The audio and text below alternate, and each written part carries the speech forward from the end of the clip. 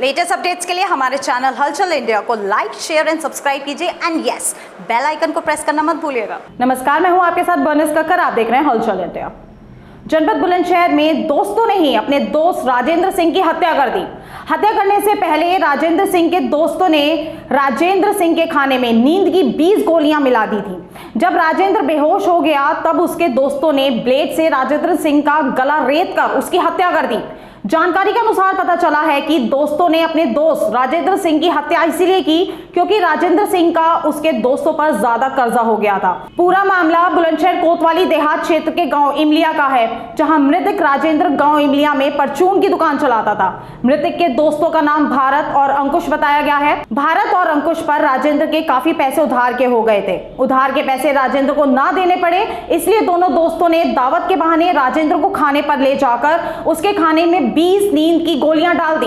जब राजेंद्र खाना खाकर बेहोश हो गया तब उसके दोस्तों ने राजेंद्र का ब्लेड से गला रेत कर उसकी हत्या कर दी और हत्या कर राजेंद्र का शव जंगल में छिपा दिया था। पुलिस को गुमराह करने के लिए मृतक के ही फोन से मृतक के घर वालों को फोन कर राजेंद्र के अपहरण की बात कहकर उसके परिवार से 7 लाख रुपए की फिरौती की मांग की। बुलंदशहर पुलिस ने मात्र 12 घंटों में दोनों आरोपियों को गिरफ्तार कर पूरी घटना का खुलासा किया और गिरफ्तार दोनों अभियुक्तों की निशानदेही पर गांव हजरतपुर के जंगलों में पत्तों के ढेर में छुपाया गया राजेंद्र का शव और आला कत्ल ब्लेड भी पुलिस ने बरामद कर लिया। ये दोनों साथी और इनका एक तीसरा कॉमन फ्रेंड जिसका नाम अंकुश है, ये तीनों एक साथ चले। इन्होंने मंडी चौराहे से एक दुकान से बना बनाया मीट खरीदा। इस बीच में भारत ने 20 नींद की गोलियां खरीद रखी थी। ये हजरतपुर के एक लीची के बाग में उसको लेके गए। वहां पहुंचकर इन लोगों ने बियर पिया। बियर पीने के बाद मीट खाया। मीट खाते ही चूँकि नींद की गोली मिली थी राजेंद्र सिंह के भोजन में, तो वो गहरी नींद में चला गया। अभियुक्त भारत साथ में ब्लेड ले गया था, टोपाज की ब्लेड थी।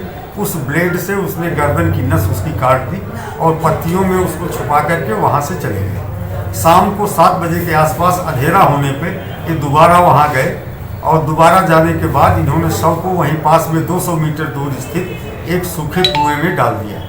इसके बाद इसके परिवारीजनों को भ्रमित करने के उद्देश्य से वहाँ से फिर दूर आए और वहाँ से मृतक के ही मोबाइल फ़ोन का प्रयोग करते हुए उसके भाई को फ़ोन करके कहा कि 7 लाख रुपए तैयार रखना, तुम्हारे भाई का अपहरण हो गया है, जो स्थान बताया जाएगा वहाँ पहुँचाना। इसके बाद फ़ोन को काट दिया और इसकी सूचना तत्काल मृतक के भाई के द्वारा पुलिस को दी गई। हम लोग तत्काल सक्रिय हो गए और सक्रिय होने के बाद पूछताछ के दौरान मंडी चौराहे में एक ऐसा चश्मदीद साक्षी मिला जिसने मृतक को भरत के साथ मोटरसाइकिल पर बैठकर जाते हुए दिन में 2:30 बजे देखा था। उसकी अभिसूचना पर भरत को उठाया गया।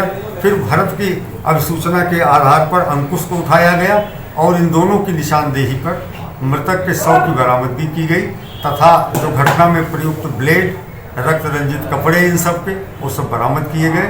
इस तरह अभियोग का अनावरण कर दिया गया है। इसमें हत्या लगभग दिन में 3:30-4 बजे के बीच में कर दी गई थी और कथित फिरौती की बात 7:30 बजे के आसपास आई।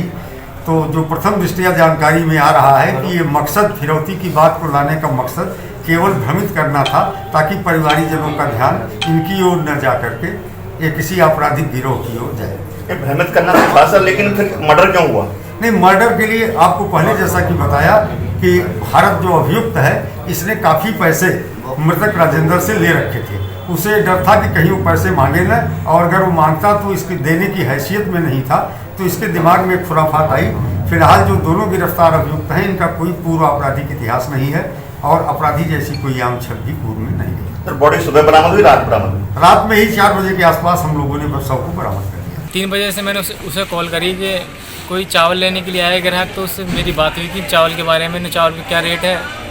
तो मुझे कुछ ऐसा एहसास लगा कि किसी बाइक पे जा रहा हूँ, फर की आवाज़ आ रही थी। तो ये बात उनको फिर कट गई।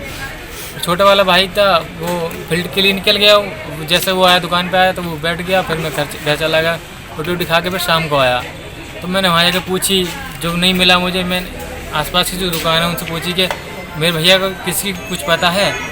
नहीं पता। एक भारत नाम का लड़का था, मैंने उससे पूछी भारत कि वो लड़का है, तो वो कह रहे हैं 12 बजे से गायब है। जबकि मैंने उसे 6 बजे और 5:30 बजे कॉल करी थी, उसका फ़ोन स्विच ऑफ जा रहा था। जो अंकुश और भारत के साथ जो गया था, मेरे भाई लिवा के गए थे, उसका फ़ोन स्विच ऑफ जा रहा था। और फिर जैसे मैं पूछी और 6:45 बजे मैं दुकान पर आया था, मेरे पास फिर कॉल आई थी मेरे भाई के नंबर से, मुझ पर आई थी। वो कह रहे थे भैया आप जो रायन के भाई बोले, हाँ जी मैं राजेंद्र के भाई बोल रहा हूँ, आपका भाई किडनैप कर लिया गया। तो किसी कारण उसकी कॉल कट गई। 2-3 मिनट बाद फिर उसकी कॉल आई, तो वो कहने लगा कि आप 7 लाख रुपये का इंतजाम कर लो, अगर आपने पुलिस को बताया तो हम आपकी बाइक ख़त्म कर देंगे, क्योंकि हमारे बंदे आपकी दुकान के पास और घर के पास लगे हुए हैं। आपने पुलिस में शिकायत की थी? उसके बाद जब उसने कहा कि पुलिस को इन्फॉर्मर बताना कि हमारे वो लगे हुए हैं, फिर मैं अपने भाई उनके साथ आया। फिर पुलिस में थोड़ी सी बात करी कि ऐसे बात है कि मेरे भाई किडनैप कर लिया है और 7 लाख की फ्रॉड मांग रहे हैं। तो पुलिस द्वारा कोई कार्रवाई हुई? जी कार्रवाई होगी थी टाइम पर ही। खबरों का सिलसिला यहीं जारी रहेगा, देखते रहिए हलचल इंडिया।